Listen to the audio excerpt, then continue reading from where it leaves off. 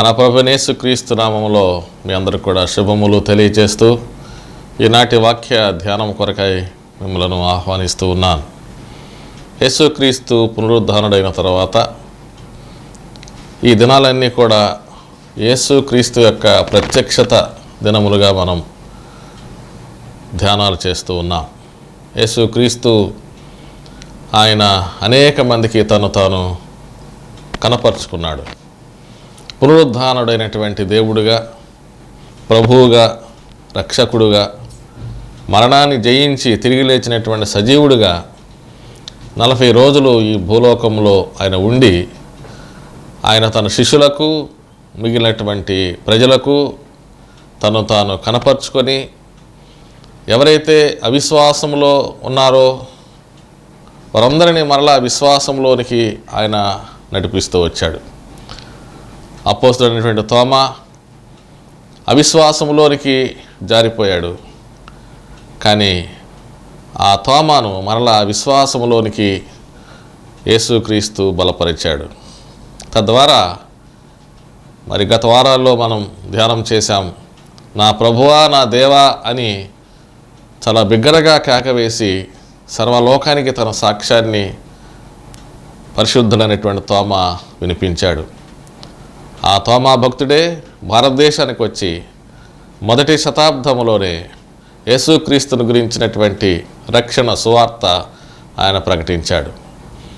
అదేవిధంగా మరికొద్ది దినాలకు పేతురు, మిగిలినటువంటి కొంతమంది అపోస్తలులు మరలా చేపలు పట్టడానికి వెళ్ళిపోతున్నాము అని వారు వెళ్ళి ఆ గలిలయ సముద్రములో చేపలు పట్టుతూ ఉండగా వారు ఏ చేప కూడా పట్టలేకపోయారు. ఒక్క చేప కూడా పట్టలేకపోయారు. రాత్రంతా వాళ్ళు కష్టపడి వలలు వేసి ఏదో సాధించాలని వారు ప్రయత్నం చేశారు. కానీ రాత్రంతా వారు ప్రయత్నం చేసిన ఒక్క చేప కూడా పట్టలేకపోయారు. తెల్లవారుజామున యేసు వచ్చి మీరు కుడివైపున వల వేయండి అని చెప్పినప్పుడు యేసు మాట చొప్పున చేయగా విస్తారమైనటువంటి చేపలు అక్కడ వారు పట్టగలిగారు. 153 గొప్ప చేపలతో వల నిండిపోయి ఉన్నది. ఈ విధంగా శిష్యులే ఆయా సమయాల్లో ఇహలోకం వైపు తిరిగి వారు విశ్వాసము నుండి జారుకునేటటువంటి సమయంలో యేసుక్రీస్తు మరలా తిరిగి వారి వద్దకు వెళ్ళి వారిని తీసుకొని వచ్చాడు. మీరు నా శిష్యులుగా ఉండాలి, పరలోక రాజ్యాన్ని మీరు ప్రబోధించాలి, అనేక మందిని క్రీస్తు పాదసన్నిధికి నడిపించాలి అని వారికి ప్రబోధించి మరలా యేసు ఒక్కొక్కరిని పిలుచుకున్నాడు. వారిని బలపరిచాడు. పరిశుద్ధాత్మను వారి మీదకి ఊదాడు. వారు తర్వాత కాలంలో అందరూ కూడా దేవునికి సాక్షులు అవడం అనేది చరిత్రలో మనం చూస్తాం. యేసుక్రీస్తు తాను శిలువ మీద మరణించి ఆ రక్తాన్ని ప్రోక్షించడం ద్వారా సర్వ మానవాళికి ఒక గొప్ప రక్షణ ఆయన ప్రసాదించాడు. అంతేకాకుండా మరి ఈ పాప క్షమాపణ ద్వారా వచ్చినటువంటి ఫలితం ఏంటంటే పరలోక రాజ్యము. దేవుడు పరలోకము నుండి భూలోకానికి దిగివచ్చి తన ప్రాణత్యాగము చేసి రక్తాన్ని చిందించి మానవ పాపములను కడిగివేసి ఈ రక్షణ ప్రసాదించినటువంటి సందర్భంలో మానవుడు తిరిగి మరలా పరలోక రాజ్యాన్ని సంపాదించుకోవడానికి దేవుడు అవకాశం ఇచ్చాడు. దేవుని యొక్క భక్తులతోనూ శిష్యులతోనూ దేవుని సంఘముతో పునరుద్ధానుడైనటువంటి యేసు యొక్క శక్తిని మనము ఆది సంఘం నుండి కూడా చూస్తూ ఉన్నాం. ఆయన 40 దినాలకి ఆరోహణమయ్యాడు. 50వ రోజున అంటే పునరుద్ధానం తర్వాత 50వ రోజున ఆరోహణం అయిపోయిన తర్వాత 10 రోజులకు యేసు తన పరిశుద్ధాత్మ శక్తిని సంఘంపైకి పంపించాడు. పరిశుద్ధాత్మ శక్తిని సంఘంపైకి పంపించినప్పుడు సంఘము బలపడింది ఆధ్యాత్మికంగా. మానసికంగా బలపడింది. విశ్వాసములోనూ దేవుని ఆత్మశక్తిలోనూ సమర్పణలోనూ దేవుని సంఘము బలపడింది. ఈ దేవుని సంఘము యేసుక్రీస్తు తన స్వరక్తంతో కొనుక్కున్నటువంటి సంఘం.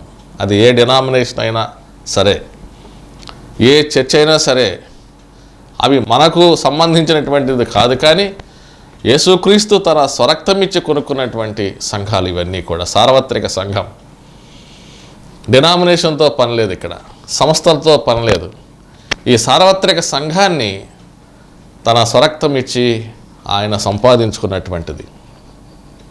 అందుకనే చర్చ్ అనేటటువంటి మాట గ్రీకు పదం ఏమని వచ్చిందంటే ఎక్లీషియా అనే పదాన్ని గ్రీకు పదంలో వాడారు. ఎక్లీషియా అనగా దేవుని ప్రజల యొక్క సహవాసము, దేవుని ప్రజల యొక్క సహవాసము. చర్చ్ అనేది క్రైస్తవ సంఘం లేక క్రీస్తు సంఘం. లౌకిక సమాజం వేరు, క్రీస్తు యొక్క సంఘం వేరు. చాలా వ్యత్యాసం ఉంది ఈ రెండు మాటలకి. ఈ సమాజం, సొసైటీ అనేది లౌకికమైనటువంటి సమాజం. కానీ సంఘము అంటే యేసుక్రీస్తు యొక్క రక్తములో కడుగబడి పవిత్రీకరించబడి ఆయనలో జీవించేటటువంటి విశ్వాస సమూహం, పరిశుద్ధుల సహవాసం. దీన్ని ఎక్లీషియా అని పిలిచారు. ఇంకా దీనికి ఇవ్వబడినటువంటి 1-2 పేర్లు ఏమిటంటే, అపోస్తలుడైన పౌలు గారు కొలసీ పత్రిక 1వ అధ్యాయం 18వ వచనంలో, ఎఫెసీ పత్రిక 1:22లో ఆయన ఏమని పిలుస్తాడంటే సంఘము క్రీస్తు యొక్క శరీరము. Church is the body of Christ. క్రీస్తు యొక్క శరీరం. ఈ సార్వత్రికమైనటువంటి సంఘము క్రీస్తు శరీరము. ఈ శరీరానికి శిరస్సు ఎవరంటే ప్రభు అనేటువంటి యేసుక్రీస్తు. ఈ శరీరంలో చాలా అవయవాలు ఉన్నాయి, కాళ్ళు, చేతులు, ఇంకా అనేక రకాలైనటువంటి అవయవాలు ఉన్నాయి. ఈ అవయవాలన్నీ కూడా సంఘములో ఉన్నటువంటి బిడ్డలం, పరిచారకులం, సేవకులం, విశ్వాసులము, మనమందరము కూడా ఈ అవయవాలతో పోల్చబడ్డాం. ఒక్కొక్క అవయవము ఒక్కొక్క పని చేస్తుంది. విశ్వాసులకు లేక దేవుని బిడ్డలకు దేవుడు ఆత్మవరాలు ఇచ్చాడు, కృపావరాలు అనుగ్రహించాడు. ఈ కృపావరాలు అనేకమైనటువంటి పరిశుద్ధాత్మ వరాలతో నిండి ఉన్నటువంటి కృపావరాలు. కొంతమందికి స్వస్థపరిచే వరం, ప్రార్థించే వరం, వాక్యాన్ని ప్రబోధించే వరం, బోధించే వరము, భాషలో మాట్లాడే వరము, భాషల అర్థం చెప్పే వరం. ఈ విధంగా మరి అనేక మందికి అనేక విధాలైనటువంటి టాలెంట్స్ దేవుడు అనుగ్రహించాడు. పాటలు పాడేవరం, వాయిద్యాలు వాయించేవరం, పరిపాలన చేసేటటువంటి విధానం, ఇవన్నీ కూడా కలిసి ఒక సంఘముగా ఉన్నది. ఒక సంఘము అంటే దానిలో అన్ని విభాగాలు ఉంటాయి, అందరూ ఉంటారు. అందరు కలిసి ఒక సంఘముగా సమకూడుతూ ఉన్నారు. కాబట్టి church is the body of Christ. సంఘము క్రీస్తు యొక్క శరీరము.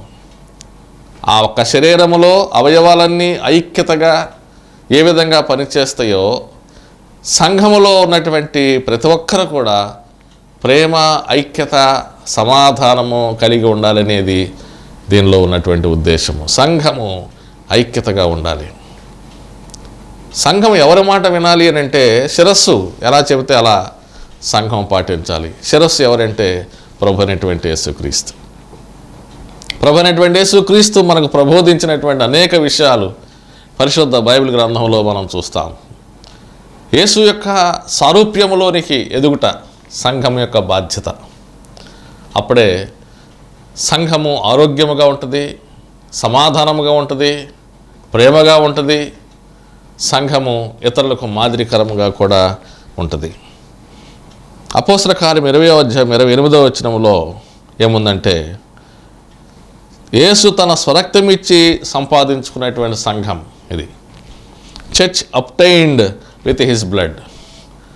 ఇది ఏదో మన సొంత జ్ఞానము చేత, శక్తి చేత, ధనము చేత వచ్చినటువంటి సమాజం కాదు ఇది. ఈ క్రైస్తవ సంఘము యేసుక్రీస్తు యొక్క ఆ పవిత్రమైనటువంటి రక్తములో కడుగుబడి విలువబెట్టి కొనబడినటువంటి సంఘం ఇది. ఈ సంఘము పవిత్రమైనటువంటి సంఘం. కొంతమంది సంఘాన్ని స్థాపించేవారు ఉంటారు, పరిచర్య చేసేవారు ఉంటారు. కానీ వీరందరూ కూడా దేవుని యొక్క చేతిలో పనిముట్లు మాత్రమే, సాధనాలు మాత్రమే, సాక్ష్యములు మాత్రమే. దేవుడు వినియోగించుకుంటేనే మనం వినియోగించబడతాం. కానీ ఈ సంఘం ఎవరిదంటే దేవునిది. తర్వాత మరొక మాట ఏమనుందంటే, పౌలు గారు రాస్తాడు కొరింథీయులకు రాసినటువంటి 2వ పత్రిక 11వ అధ్యాయం 2వ వచనములో, ఎఫెసీ పత్రిక 5వ అధ్యాయం 25వ వచనంలో ఏముందంటే, క్రీస్తు యొక్క వధువు, సంఘము క్రీస్తు యొక్క వధువు. చర్చ్ బ్రైడ్ ఆఫ్ క్రైస్ట్ అంటే యేసుక్రీస్తు పెండ్లి కుమారుడుగా అభివర్ణించబడినటువంటి సందర్భంలో సంఘము పెండ్లి కుమార్తెగా సిద్ధపడుతూ ఉన్నటువంటి సంఘం. ఆయన రానయ్యున్నటువంటి రెండవసారి ఆయన పెండ్లి కుమారుడుగా రాబోతూ ఉండగా పెండ్లి కుమార్తెగా సంఘము సిద్ధపడి ఉండాలి. అంటే సంఘం యొక్క ప్రిపరేషన్, సిద్ధపాటు. ఒక పెండ్లి కుమార్తె ఏ విధంగా సిద్ధపడుతుందో ఆ విధంగా క్రైస్తవ సంఘము ఆధ్యాత్మికంగా ఆ విధంగా సిద్ధపడాల్సినటువంటి అవసరత ఉన్నది. అప్పుడు ఇది ఆధ్యాత్మికమైనటువంటి వివాహ సంబంధానికి పోల్చబడినటువంటి బంధం దేవునికి విశ్వాసులకు మధ్య. యేసుక్రీస్తు వరుడుగా, సంఘము వధువుగా పోల్చబడినటువంటి సంఘము. అంటే వీరిద్దరి మధ్య ప్రేమ, విశ్వాసము, భక్తి, గౌరవము ఇవన్నీ కూడా దేవునికి విశ్వాసికి మధ్య ఉండవలసి ఉన్నది. క్రొత్త నిబంధన గ్రంథంలో ఈ 2000 సంవత్సరాల చరిత్రలో దేవుని సంఘముతో దేవుడున్నాడు. పునరుద్ధానుడైనటువంటి దేవుని శక్తి సంఘములో ఉన్నది. ఎందుకనంటే మనము పునరుద్ధాన దినాన్ని ఆరాధిస్తూ ఉన్నాం. యేసుక్రీస్తు మరణాన్ని జయించి పునరుద్ధానుడయ్యాడు కాబట్టి యేసును మనము దేవునిగా ఆరాధిస్తూ ఉన్నాం. సజీవుడైనటువంటి దేవుడు ఆయన. మరణాన్ని జయించి, సమాధిని జయించి తిరిగి లేచినటువంటి సజీవుడైనటువంటి దేవుడు కాబట్టి ఆయనను మనం ఆరాధిస్తూ ఉన్నాం. కాబట్టి ప్రభు యొక్క దినము, పునరుద్ధాన దినము, ప్రత్యక్షతల దినము, వారములో మొదటిది ఆదివారము. ఆ రోజున రొట్టె విరుచుట అనేటటువంటి ఆ కార్యక్రమాన్ని కూడా మనము ఆరాధిస్తూ ఉన్నాం. ఈ ఆదివారం అనేది చాలా ప్రశస్తమైనటువంటిది. పునరుద్ధాన దినం, దేవుడు ప్రత్యక్షమయ్యేటటువంటి దినం. శిష్యులకు మొదటి రోజున, మళ్ళా తిరిగి 8వ రోజున ఆదివారమే ప్రత్యక్షమయ్యాడు. మిగిలినటువంటి రోజుల్లో ప్రత్యక్షము కాదు, కానీ ఆదివారము ప్రభు దినమందు ఆయన ప్రత్యక్షత ఎక్కువగా ఉంటుంది అనే ఉద్దేశాన్ని మనం గ్రహించాలి. పునరుద్ధానమైనటువంటి యేసు ఆ పునరుద్ధాన దినాన తాను ప్రత్యక్షపరుచుకున్నాడు. విశ్వాసులారా, దేవుని సంఘమా, ఆదివారం ఆరాధనలో పాలు పొందకుండా మన గృహాల్లో కూర్చోవటం అనేది మంచిది కాదు. ఎందుకంటే ఆ పునరుద్ధాన దినాన్ని మనం దేవుని మహిమపరచాలి, దేవుని ఆరాధించాలి, దేవుని స్తుతించాలి. దేవుడు తన వాక్యము చేత మనతో మాట్లాడుతూ ఉన్నాడు. ఆ పునరుద్ధాన దినాన దేవుడు మనకు ప్రత్యక్షత ఇస్తూ ఉన్నాడు. ఆ పునరుద్ధాన దినాన చాలామంది ఆదివారాన్ని క్రైస్తవులు కూడా చాలా శ్రద్ధ చేస్తారండి. దేవుని ఆలయానికి వెళ్ళడానికి చాలా నిర్లక్ష్యం చూపిస్తారు ఏదో ఒక కారణం చేత. కానీ నీకెన్ని కారణాలున్నా, నీకెన్ని పనులున్నా, పరిశుద్ధ దినము, ప్రభు దినము, పునరుద్ధాన దినము, ప్రత్యక్షతల దినము, నీవు ఆదివారము ఎక్కడుంటే ఆ ఆలయానికి వెళ్ళి నీవు ఆరాధించుకున్నప్పుడు ఆ వారమంతా నీకు దేవుని యొక్క ఆశీర్వాదాలు ఉంటాయి, దేవుని దీవెనలు ఉంటాయి, దేవుని యొక్క సన్నిధి నీ జీవితంలో ఉంటుంది. మీరు ఏ సంఘానికి చెందినప్పటికీ కూడా ఈ మాట గుర్తుపెట్టుకోండి. ఆదివారం ఆరాధనకు ఆలయానికి వెళ్ళి ఆరాధన చేయడం అనేది, ఆరాధించడం అనేది మనకు, మన కుటుంబాలకు ఎంతో దీవెన, ఆశీర్వాదము అని మీకు తెలియచేస్తూ ఉన్నాను. క్రైస్తవ సంఘములో మరి క్రైస్తవ కాలాన్ని 3 భాగాలుగా విభాగించడం జరిగింది. మొదటిది క్రీస్తు శకం 30వ శతాబ్దం నుండి క్రీస్తు శకం 590వ శతాబ్దం వరకు ఉన్నటువంటి ఈ క్రైస్తవ క్యాలెండర్ని ఏమని పిలిచారంటే రోమీయుల కాలము అని పిలిచారు, రోమన్ ఏజ్. ఈ కాలంలో అపోస్తలులు సేవ చేశారు, 12 మంది అపోస్తలులు. ఆ తర్వాత వారికి వచ్చినటువంటి శిష్యులు వారిని యేసు ప్రభు యొక్క ప్రేమలో విశ్వాసంతో వెంబడించినటువంటి వారు ఎంతగానో సేవ చేశారు. ద మినిస్ట్రీ ఆఫ్ అపోస్తల్స్, యేసు క్రీస్తు యొక్క శిష్యులు చేసినటువంటి సేవ మరి 1వ శతాబ్దం నుండి మరి 6వ శతాబ్దం వరకు మరి వారి యొక్క అనుబంధ సేవ కొనసాగింది. దీన్ని ఏమన్నారంటే ఆది సంఘము అన్నారు. ఆది సంఘం, అర్లీ చర్చ్. రోమా ప్రభుత్వం ద్వారా ఎన్నో హింసలు పొందారు వారు. యేసును వారు అంగీకరించారు రక్షకునిగా. అందుచేత ఆనాడు ఉన్నటువంటి రోమా ప్రభుత్వాది నేతలు, నీరో చక్రవర్తి లాంటి వారు, టైటస్, డొమిషియన్ అనేటటువంటి ఆ రోమా చక్రవర్తులు క్రైస్తవులను చాలా హింస పెట్టారు. ఎందుకు అనంటే ప్రభువుని వారు విశ్వసించినందుకే. కానీ వారు మాత్రం విశ్వాసాన్ని విడిచిపెట్టలేదు. వారు అన్ని హింసలు పొందారో అంతగా వారు విశ్వాసంలో బలపడ్డారు. అంతేకాదు సంఘము చెదిరిపోయింది. సంఘము చెదిరిపోవడంలో ఉన్నటువంటి సత్యం ఏంటంటే ఆ చెదిరిపోయినటువంటి సంఘము విస్తరిల్లింది.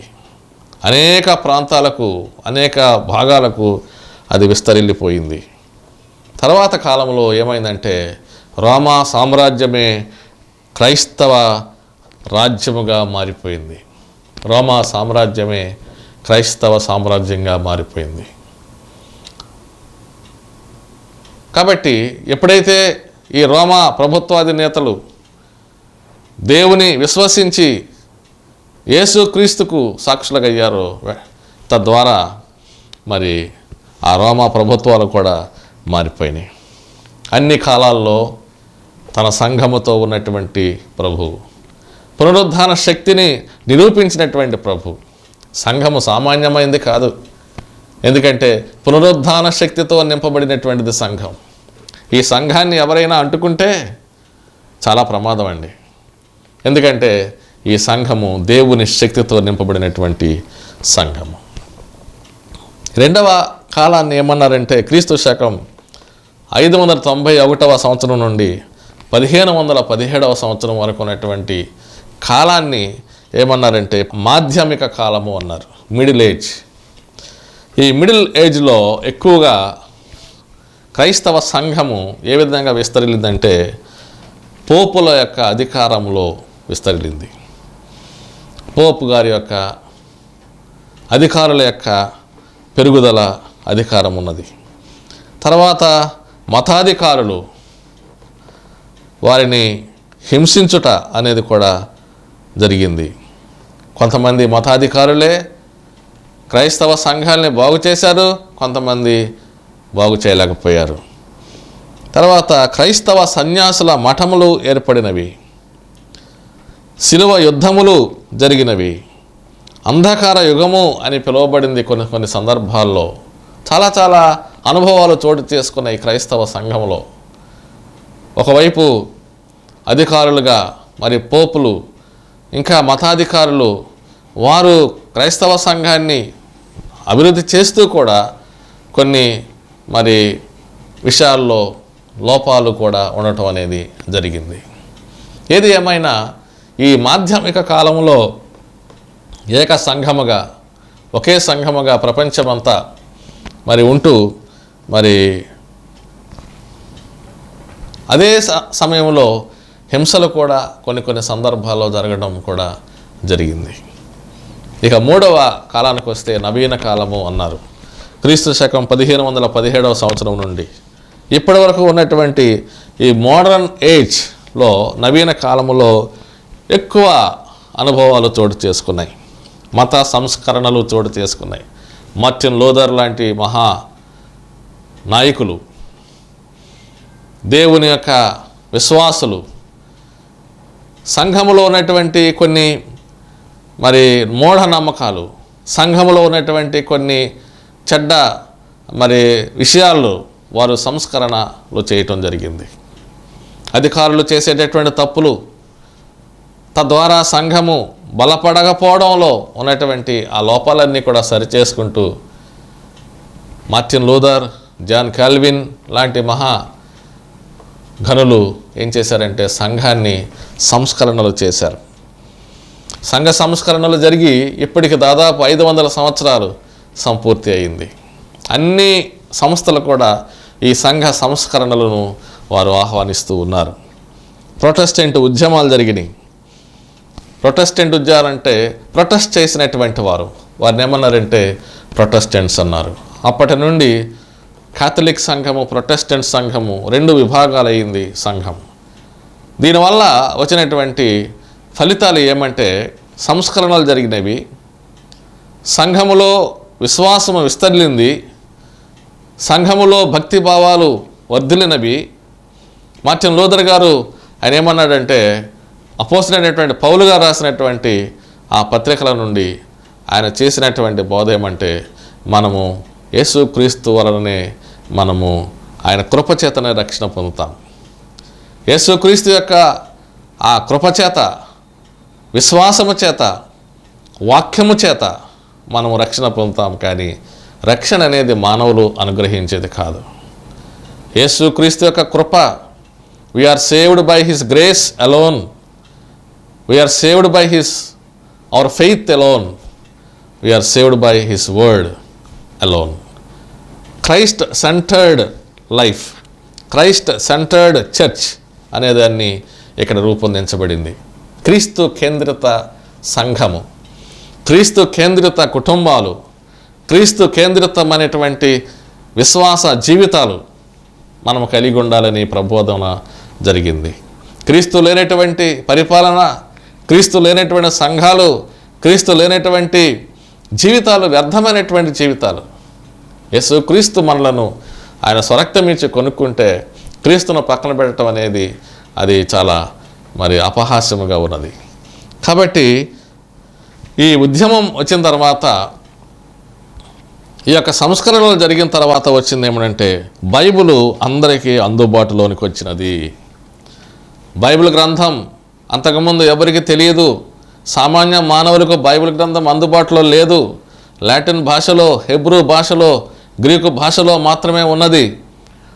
మార్టిన్ లూథర్ గారు ఆయన చేసినటువంటి మహా సంస్కరణ ఏమిటంటే ఆ ఒరిజినల్ భాషలో నుండి బైబిల్ గ్రంథాన్ని ఇంగ్లీష్లోనికి తర్జుమా చేయటం మార్టిన్ లూథర్ గారు చేసినటువంటి మహా గొప్ప కార్యం. ఈ సంస్కరణలో దేవుని యొక్క గ్రంథము సామాన్య మానవునికి రావడం అనేది మనము చరిత్రలో చూస్తాం. తర్వాత మత స్వేచ్ఛ వచ్చింది. ప్రపంచవ్యాప్తంగా క్రైస్తవ్యము విస్తరిల్లింది. సార్వత్రిక సంఘము వర్ధిల్లింది. కాబట్టి అన్ని కాలాల్లో కూడా దేవుని యొక్క కార్యము జరుగుతూ వచ్చింది. దేవుని గ్రంథాన్ని, పరిశుద్ధ గ్రంథాన్ని ఇంగ్లీష్లోకి తర్జుమా చేసినటువంటి మార్టిన్ లూథర్ గారు, ఇంకా అనేకమైనటువంటి సంస్కరణలు చేసినటువంటి ఆ మహానుభావుడు, ఇంకా ఇతరులు బట్టి దేవునికి మనం కృతజ్ఞతలు చెల్లించాలి. ఇంగ్లీషు భాష నుండి తర్వాత కాలంలో బైబిల్ను మరి ఇతర ఇండియన్ భాషల్లోకి తర్జుమా చేసినటువంటి మహా గొప్ప వేదాంతి, సువార్థికుడు, మిషనరీ ఎవరంటే విలియం కేరీ గారు. విలియం కేరీ గారు దాదాపు ఇంగ్లాండ్ దేశం నుండి భారతదేశానికి వచ్చి ఇండియా దేశ భాషలన్నీ నేర్చుకొని దాదాపు 40 భాషల్లో బైబిల్ను తర్జుమా చేశాడు. ఆయన చేసినటువంటి ఆ గొప్ప కార్యము ద్వారా ఈ రోజున మన భాషలో దైవ గ్రంథాన్ని మనం చదువుకోవడానికి అవకాశం ఉన్నది. అన్ని కాలాల్లో ప్రభు, అన్ని సమయాల్లో ప్రభు తన సంఘముతో ఉండి నడిపిస్తూ ఉన్నటువంటి దేవుడు. ఆయన పరిశుద్ధుడైనటువంటి దేవుడు, పవిత్రుడైనటువంటి దేవుడు, పునరుద్ధరణుడైనటువంటి దేవుడు. ఆయన మనతో కూడా ఎల్లప్పుడూ ఉన్నటువంటి దేవుడు అనే విషయాన్ని మీకు జ్ఞాపకం చేస్తూ ఉన్నారు. ఆంధ్ర క్రైస్తవ కీర్తనల్లో మొదటి కీర్తన ఈ విధంగా రాయబడి ఉంది. అన్ని కాలంబుల నున్న యెహోవాని నిన్నాదరంబాయో కన్న తండ్రి వన్నెకెక్కిన మోక్ష వాసాళి సన్నోతో లున్నతమై ఉండ మున్నే నీకు. అన్ని కాలాల్లో కూడా ఆయన మనతో ఉన్నటువంటి ఇమ్మానుయేలు దేవుడు.